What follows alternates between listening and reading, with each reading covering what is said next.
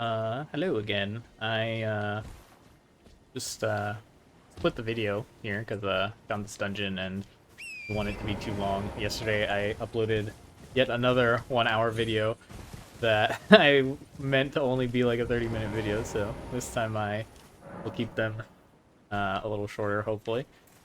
One of these where we find animals. I actually felt really bad about the last one because you have to kill like these 3 little turtles and they don't they didn't do anything. They're just like 3 little ghost turtles trying to mind their own business. Little zombies.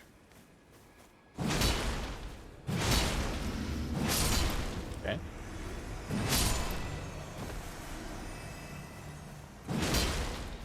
All the zombies. They're just like spawning everywhere now. Well, I'm just gonna ignore them. I feel like this is gonna be one of those situations where they just keep spawning forever. Oh my god! Wait, did you do this dungeon Eduardo? There's like a turtle on the tree up there. It's so funny. I'm glad I always have like knives and stuff. So I can't lock onto the turtle. There we go. Down. No!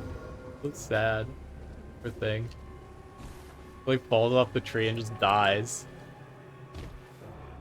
Alright. Yes, the turtles, the dogs, the turtles, whatever people are calling them now, they lead a rough life. Okay, so, I mean, if that one was in a tree, these are probably a lot more well hidden than the last 3. Or not. Maybe they're just sitting out in the open. Although, the last 3, there was one that was, like, completely invisible, so there's that. Wonder if this one will also have an invisible one.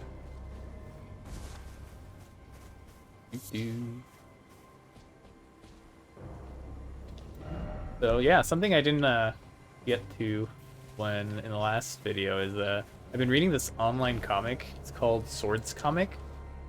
It's pretty amusing so far. The comic is like this enemy ahead. Thank you. Like this RPG comic that's just like kind of poking fun at all the tropes in like fantasy settings or like RPG games and that sort of thing. And it's been going on for a while. One of my friends just recently mentioned it to me, but everything in the world like completely focused on swords. So obviously all the characters have swords, but some of the characters are swords, and then like all of the stuff that they interact with is also like sword based. So they'll have like oh man, I don't want to like spoil a lot of it, I guess, but the comic is just full of like really good puns. I'm surprised they've been able to keep the sword puns going for so long, and also just like, in my opinion, fairly witty writing about like I said, fantasy and RPG tropes. There's one character in the comic that has started showing up recently that I really like because he's just absolutely adorable. His name is Quest Sprout. It's like I guess like a radish or something, like a radish-like creature, and that's why. And he's always trying to go on quests, but the character's like a little kid, I guess, and he runs around with like this little wooden sword, and the only thing he says is quest. So I mean, I guess it is that in itself is one of the ultimate tropes, like the whole Groot thing in the Marvel movies, where they're just like the comedic relief, I guess, the very low effort comedic relief. But this character's just so cute. I can't help but love him. He's adorable. And yeah, I mean, the character just showed up, so not too much has happened. But it kind of reminds me of Saturday morning breakfast cereal, where they always release like a 4-panel comic or a couple panels, and then there's like some secret text. This comic is doing the exact same thing. Where is the last turtle? I cannot find it. Where are you? One of these signs will...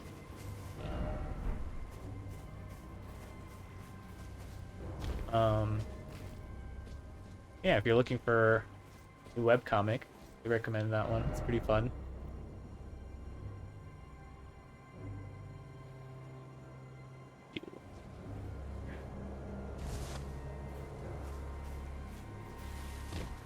Where are you? Yeah, I was also talking about, I was mentioning how in tech, there's like this notion of, if you're not paying for the product, then you are the product. I'm thinking a bit on it a bit more. I do think that that's especially true on products that are ad supported. If your product is supported by ads, then obviously their best interest is the being responsive to the needs of the advertisers, and usually that means being responsive to the needs of the users, because if there's no users on their platform or whatever, then the advertisers will not want to use it because that's how they make their money. But that's not always the case. They do occasionally misalign, and something that's bad for the consumers ends up being good for the advertisers. Or maybe people who are seeking to use the advertising platform for some other means, like that. I think that is what led to a lot of the problems that like Facebook and Google and other companies have had recently. Peek down. No turtle down there. You just want me to die.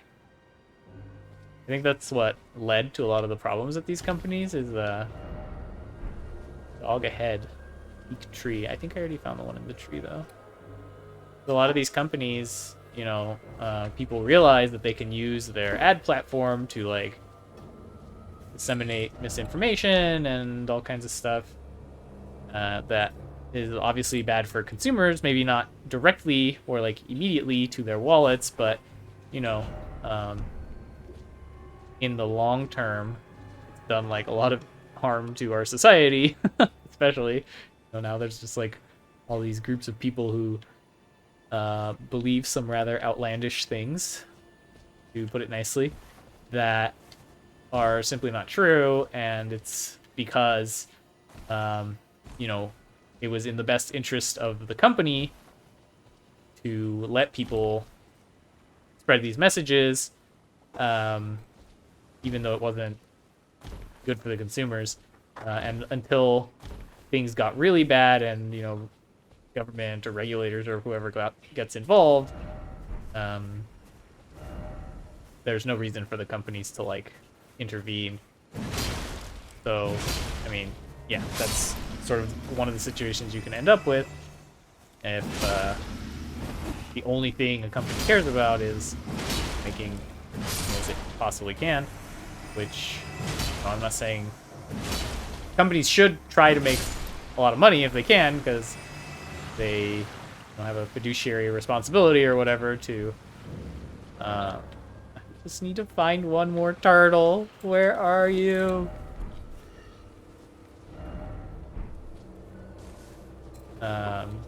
Like the people who work at the company and like the people who have invested in it and all that. But we don't need to like could also do a better job of making sure we're not like letting people ruin society just to make a quick buck, essentially. Yeah, this is actually something a lot of my friends, not a lot, but some of my friends disagree with me on. I do have one friend who's, I would say, probably the most libertarian friend I have. Libertarian. I hope I'm not mixing it up. He doesn't really like the government being involved in things at all. Especially not when it comes to like regulating companies. And I remember while I worked at Google, we actually had this very intense discussion while we were having lunch. Oh my god, I just cannot find this last turtle. Do you remember where it was, Eduardo? Or do you remember where the 3 turtles were? Uh-oh. Okay, if I can't find it in a few more minutes, I'll just look it up. But yeah, we had like a very, very intense discussion during lunch where we were disagreeing on basically what we're talking, or what I'm talking about now. I was saying that I feel like technology companies take advantage of the consumers because, they have all of this money that they're making. They're the most valuable companies on the planet now, and that I feel that they could be giving more back. You know, like they could be giving more of that money they're making to the consumer. You know, I'm not saying they shouldn't make any money or that, you know, they need to be nonprofits or anything, but I've always felt that they kind of misrepresent like the value proposition. And so I think this is where I lost my friend in the argument, as in like this is where he was just like totally in disagreement with me.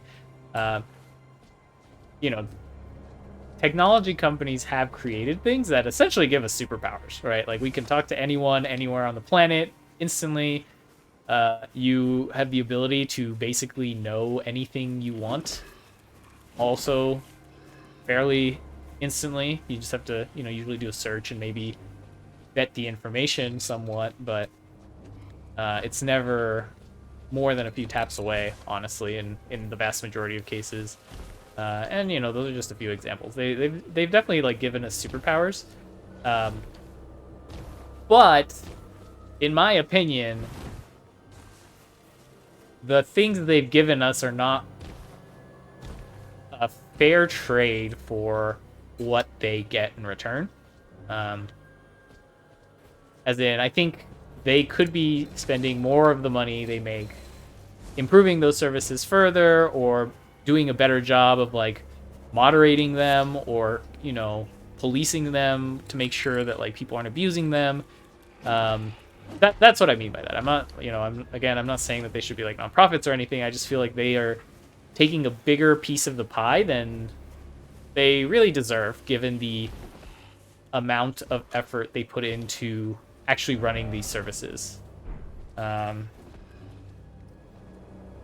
yeah, I mean, that's part of why I like where I work so much now, is that I work at Dropbox, and Dropbox is not an ad-supported company, so and you know that I'm not saying the product is like perfect or anything, but it's a very straightforward transactional agreement you're in when you use Dropbox. You know, you pay Dropbox X dollars per month, and they will store your stuff and let you do a bunch of other things, and that's the end of it. You know, they're not selling that information they're not looking at the stuff that you put in your Dropbox. They're not selling the information to other companies, or like, you know, trying to make money off you in other ways somehow. It's just, you give us $20 or whatever a month, and we give you these services.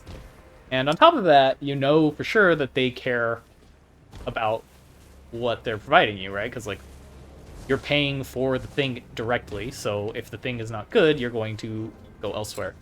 And I like that. I personally think that's just how more things should work.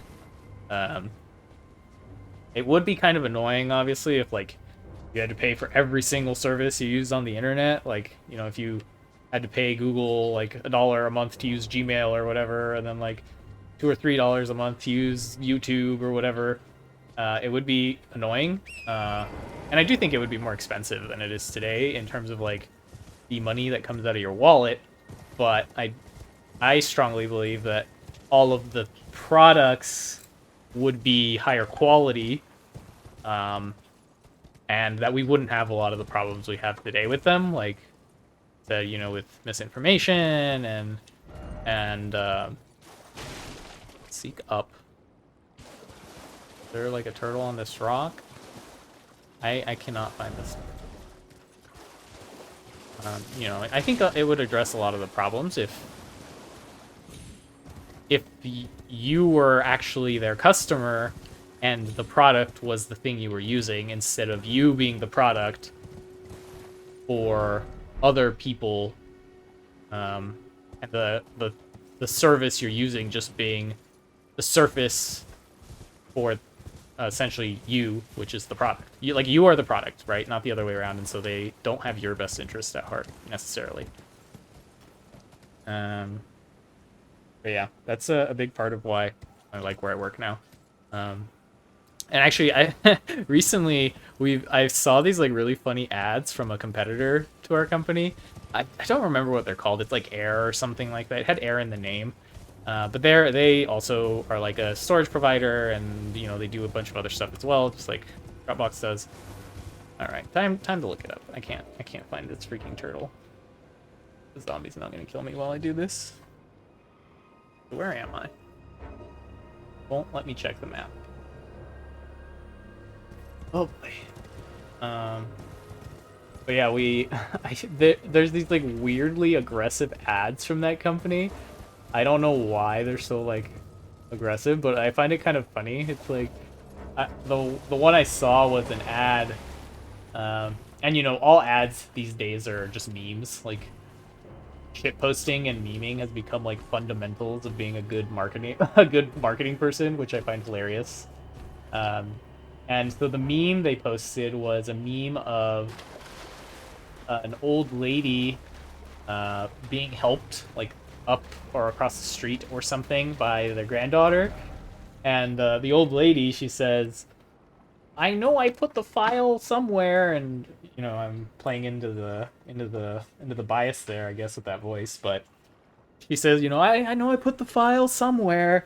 And, you know, it's like the caption is, you know, your grandma using Dropbox or whatever. And then the young woman who's helping the old lady is like, yeah, grandma, don't worry. We'll find the file or whatever. And all of their ads are like that. They're just like kind of hating on Dropbox in a oddly aggressive way. Or at least I think it's a little weird because, like, as far as I know, we haven't interacted with them or anything. Um, and so, of course, the meme I thought of in response to that, which we didn't post anywhere, but I thought was funny, is that one of the cat, like, sitting at the dinner table with the woman pointing angrily at the cat. You know, I feel like this company's just, like, hating for reasons I don't understand, and everyone at our company is just kind of sitting there looking at these ads and being like, well, what did we do? um, Help Tetsu's Rise. These ride turtles. What the heck? Oh, well, that's interesting autocorrect. Um, but yeah, that's been kind of amusing. It's something I noticed in the last like week or two that has been floating around the internet. Um, right. Okay, I think I found it. Where are you, turtles? Near the cliffs, northwest of it. Up in a tree, so I found that one.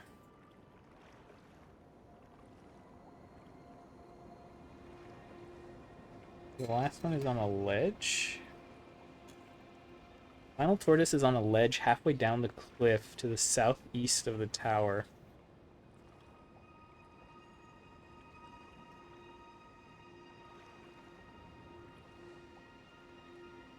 I already got that one. Okay, well, I'll just check all three locations again. So the first one is northwest of the tower. Go over there.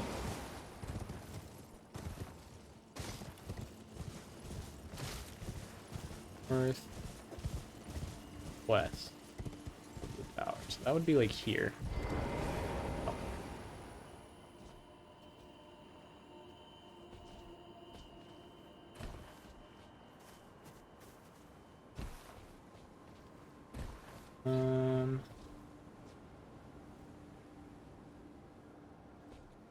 Yeah. And I might be dead. Oh, no, I'm okay.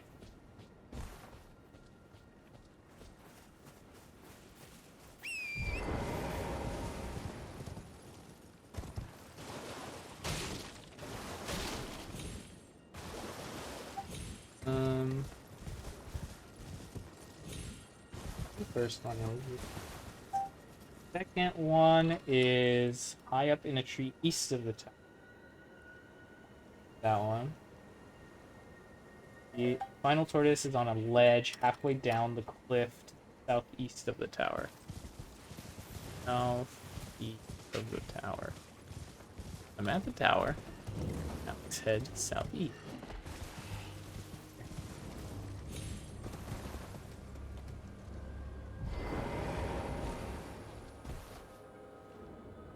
Is it here? Peek ahead.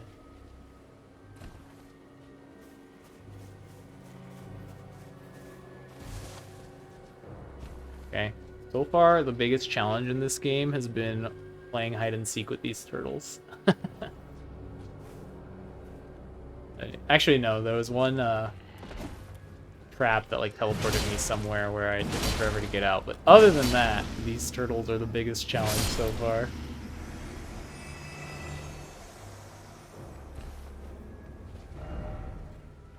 Log ahead. Tree. Okay, I already found the one in the tree.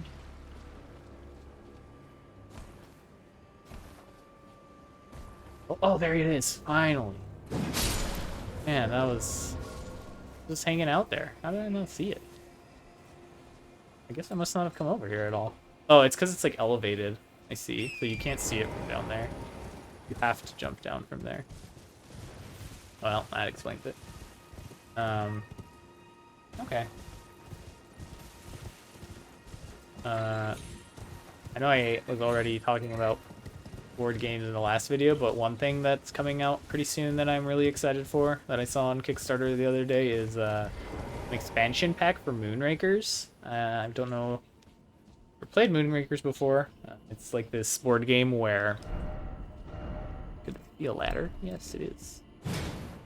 It's a board game where you are cooperating with the other players while at the same time competing with them. So it's got like, you know, it's an interesting balance because you're all trying to get to 10 victory points, and whoever gets to 10 victory points first wins, but you can't really make progress in the game without cooperating. At least, you know, early on. That's definitely true. Later on in the game, it's not quite as true. And the game is really good because, you know, when the game starts out, everyone's like always working together and being very cooperative and all that. And then as the game progresses, it just gets more and more cutthroat, and people like start lying to each other. And oh wow, I came all this way for a memory. Well, I guess a memory stone is pretty good. They start lying to each other, like betraying each other and that sort of thing. And the way the game works is one person is what they call squad leader every turn. And that just means you get to choose what card you and the group are going to attempt to overcome. The cards just have like, essentially like a skill check that you have to pass. Oh, there's like a little app thing here. And the skill check is basically like, you have to play a bunch of cards of specific types. And if you play the cards, then, you know, you... Oh, what the heck? They're like paratroopers.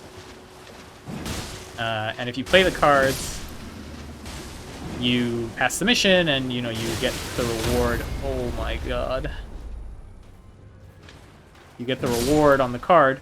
But the, you know, the part that forces you to be cooperative is most of the missions are like too hard for you to do on your own, especially early on in the game. A few of them you can do on your own, even at the start, but the rewards obviously scale with the difficulty of the mission. And so if you're doing nothing but easy missions and other people are cooperating on harder missions, you're gonna lose. And it's also got a deck building component where like you add certain cards to your deck, and those are the cards you need to play to complete the mission. And you also have a ship. It's like you're like space mercenaries, and you can customize your ship, and that adds like further bonuses and, you know, alterations to your deck. That kind of like ends up determining what you are good at compared to the other people.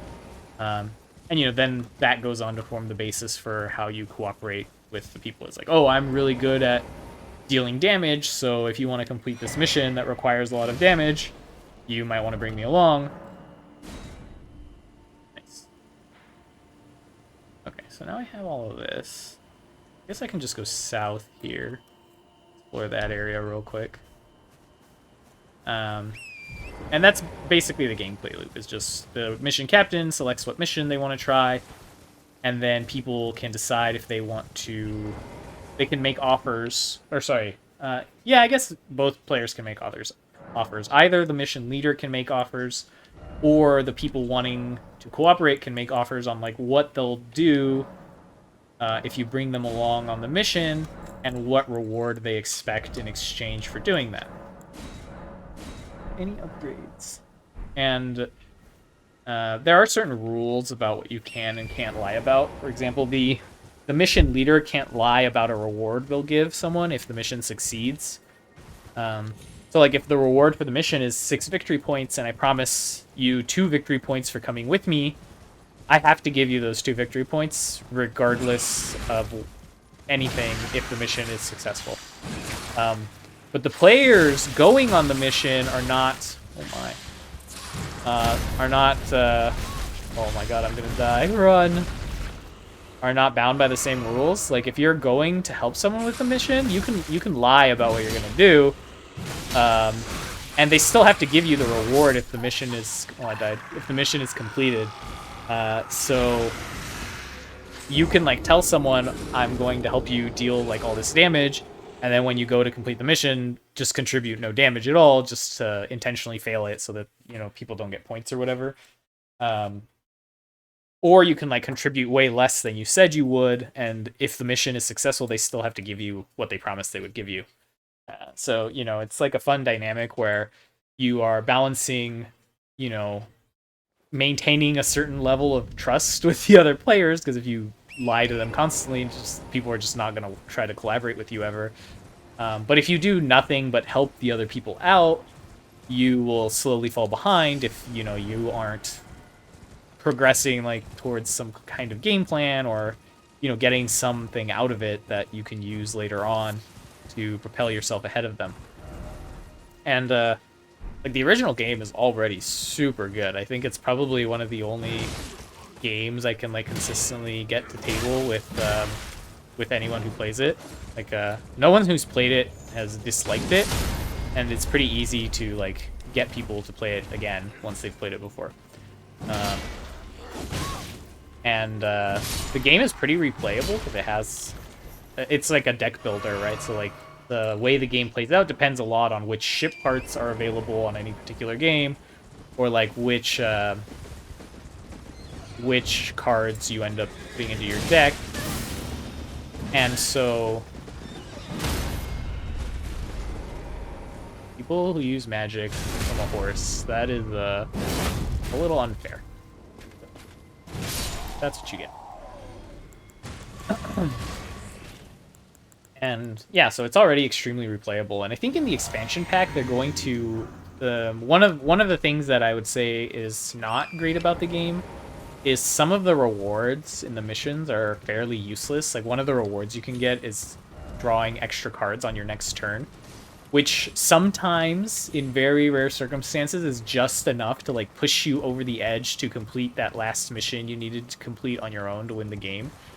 But for, like, 90% of the game and 90% of games, it's, like, pretty much useless.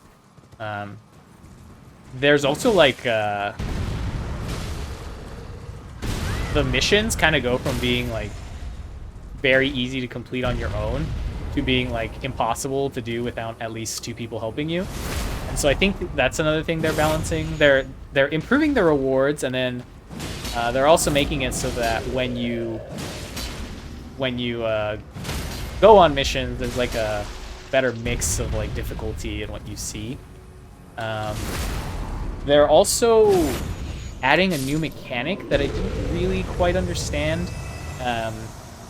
There's, like, a new type of symbol on the rewards. I think it's like a prestige or, like, reputation system that they're adding, where if you do a lot of missions that are, like, the green missions are all rescue missions, and they tend to have, like, mission requirements that are like, oh, you need to play a bunch of shields or whatever.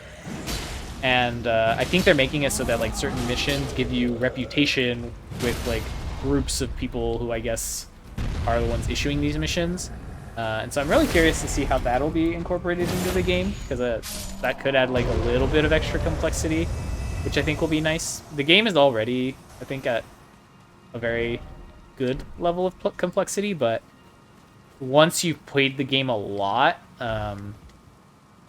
you can there's definitely like some strategies that are more powerful than others. In particular, the colors. There's each card has like a color, and the purple cards are way more powerful than everything else. So if you're ever in a situation where you can just get tons of purple cards, you will never like it's never a bad decision to just take as many purple cards as you can. And if you play the game a lot, you'll notice that people tend to like always prioritize those, and so there are some aspects of the game that get a little stale. And so I think that's the stuff they're trying to address, is make it so that there's a little bit more like variety and in the game, even for experienced players. I think people who have not played the game, Torrent, no. I think people who haven't played the game a ton though, like, don't need any of that new content, because like I said, the game is already very replayable and very well balanced in my opinion for the most part. And it is a social game, right? Like, that is the core of the game. So even if you're extremely good at the game, you can't just like overpower everyone else by being good at the game. If everyone else gangs up on you, you're not gonna win. That's just how the game works. And so it also provides the opportunity to sort of get like a meta game going where oh no, I died. I didn't think that would kill me if they all hit me. It lets you create sort of like a meta game. Maybe your friends in the last game, you were like very friendly towards them and you helped them every time they needed help.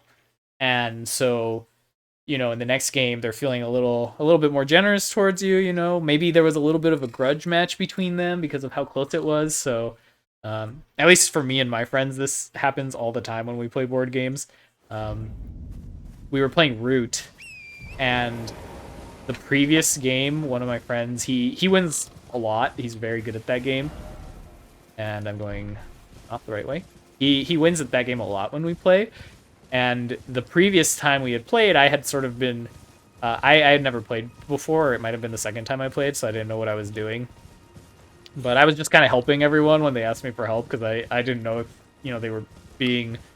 if they were taking advantage of me by, like, saying, oh, you should do this thing, because it'll help you, but in reality it was just helping them. I wouldn't have known, right? That's how little I understood the game at the time.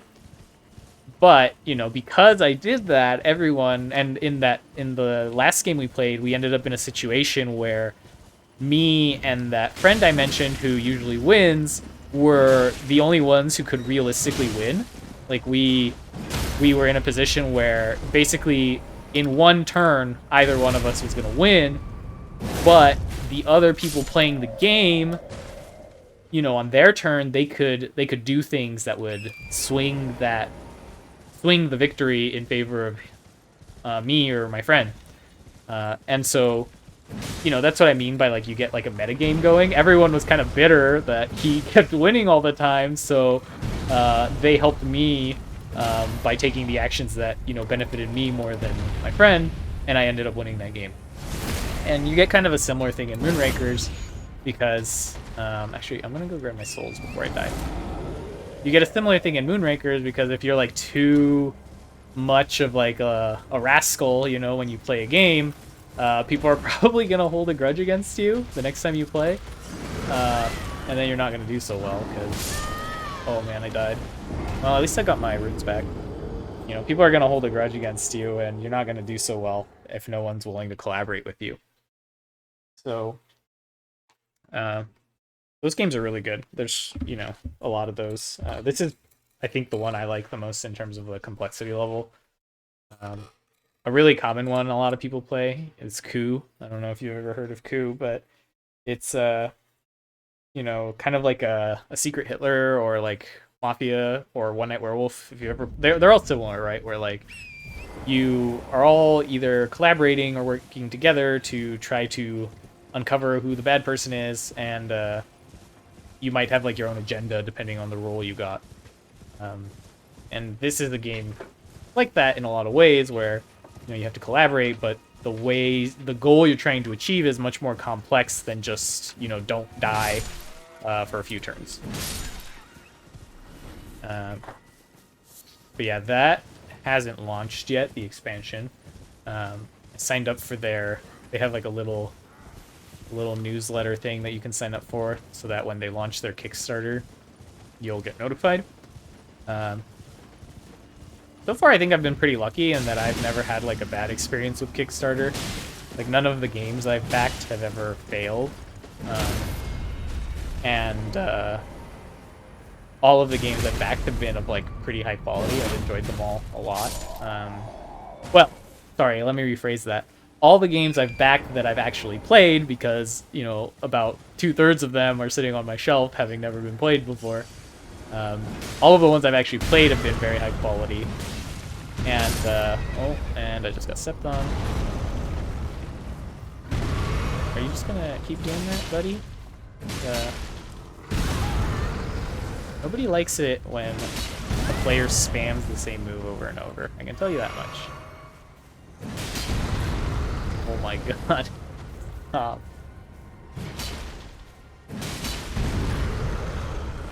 Alright. I'm just gonna block. Counter.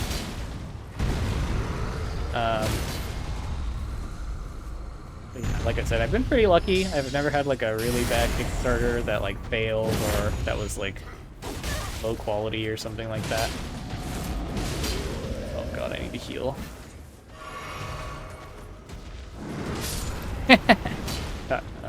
Beat up by them, friend. No. Stop blocking onto random things.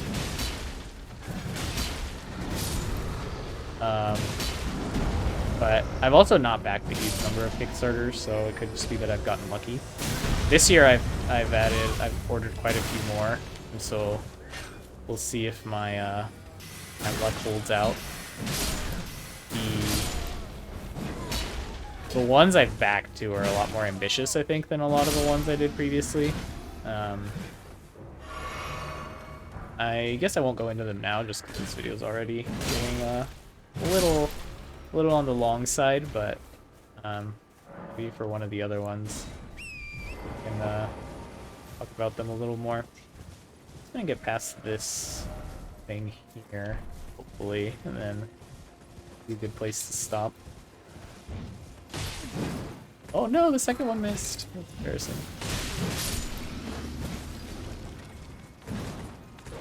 Oh my god, see that dog just like running around me like crazy?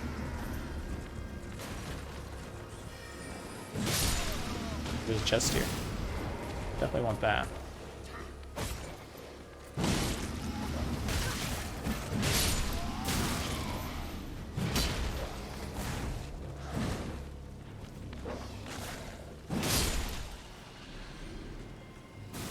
See what we got in here.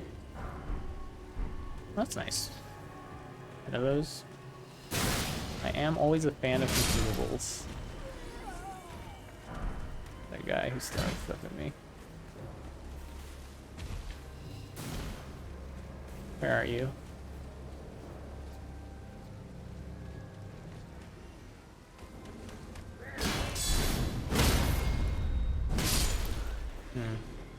There's definitely someone shooting me from up here, but I can't find him.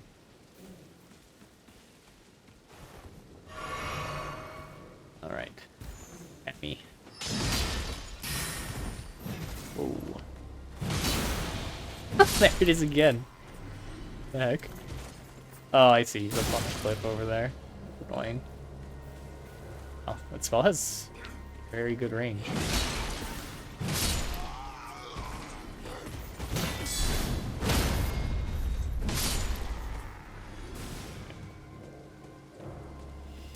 Oh no, stop it.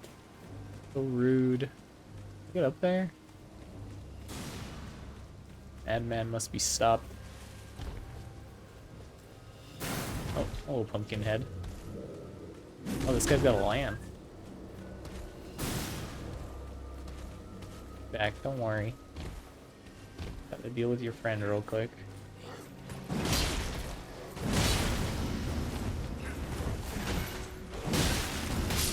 Oh no, he got me.